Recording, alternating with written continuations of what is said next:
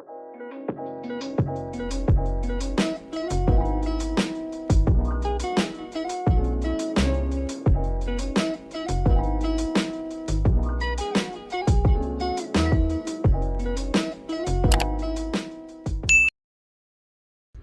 guys! Welcome back to my channel, Hazel's Diary. Thank you for all your support, the comments, and also the likes and the subscribes. And in this video, I will give you tips on how to authenticate a document like birth certificate, marriage contract, death certificate, or whatever. So today, I have an appointment at Mega Mall, SM Mega Mall in Mandaluyong, anytime from 10 to 4 o'clock.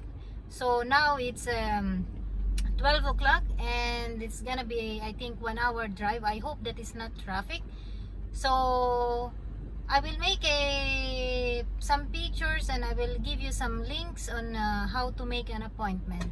Okay, and I'm not going to make the video while driving because I will be using the phone for Waze, because then it's giving me the tips which road is convenient to pass if it is not traffic or traffic. So see you later guys. Bye. Hi guys. After 1 hour and 4 minutes driving, we are now in Mega Mall parking in building C, 6th floor, because the DFA is located at 7th floor. So you just enter and then it's there. It's less risky for the virus. And as you can see, I'm wearing face mask and face shield because in the Philippines, it is mandatory to wear face shield whenever you are outside. So I have my birth certificate of my son to Apostille. I have also the photocopy and also our passports for the Valid ID, and of course the application form. So I will tell you later what are the requirements, and see you guys later. Hi guys, it's me again.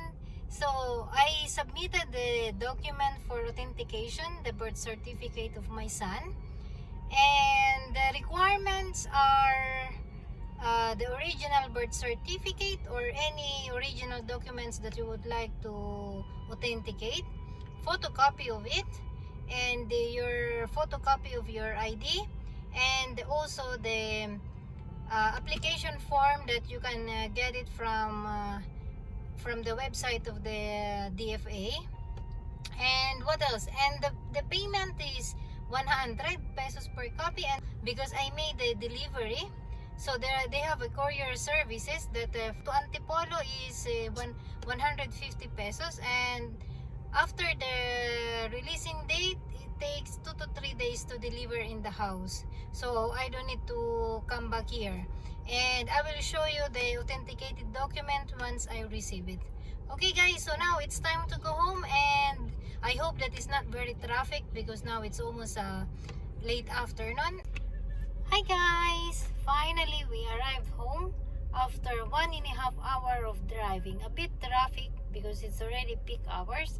And if you notice guys that I changed clothes because I brought an extra to change, because you know, being outside you are prone to COVID. So for our safety, I changed clothes. So because we know that health is our top priority. So if you are also going out guys, please don't forget to bring some clothes to change, and it's more safer. And then as soon as you arrive home, always take shower.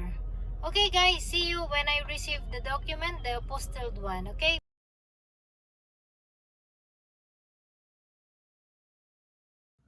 Okay guys, so after 3 working days, we received the document.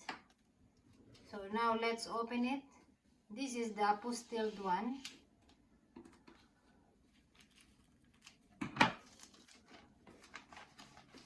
Okay, so this is the apostilled one, and I requested for 2 copies, and per copy is 100 pesos. So yes, I got 2 copies. Yes.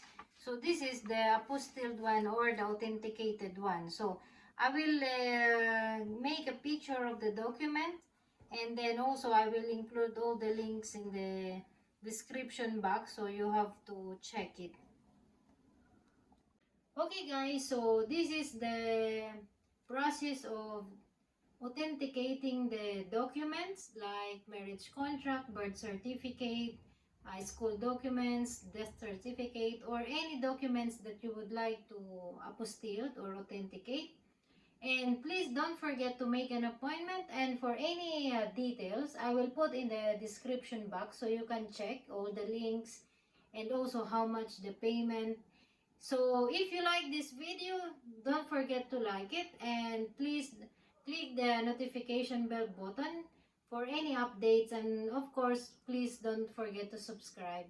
And I hope you enjoy this video, and I hope that it will be helpful for you. And see you on my next video. Bye!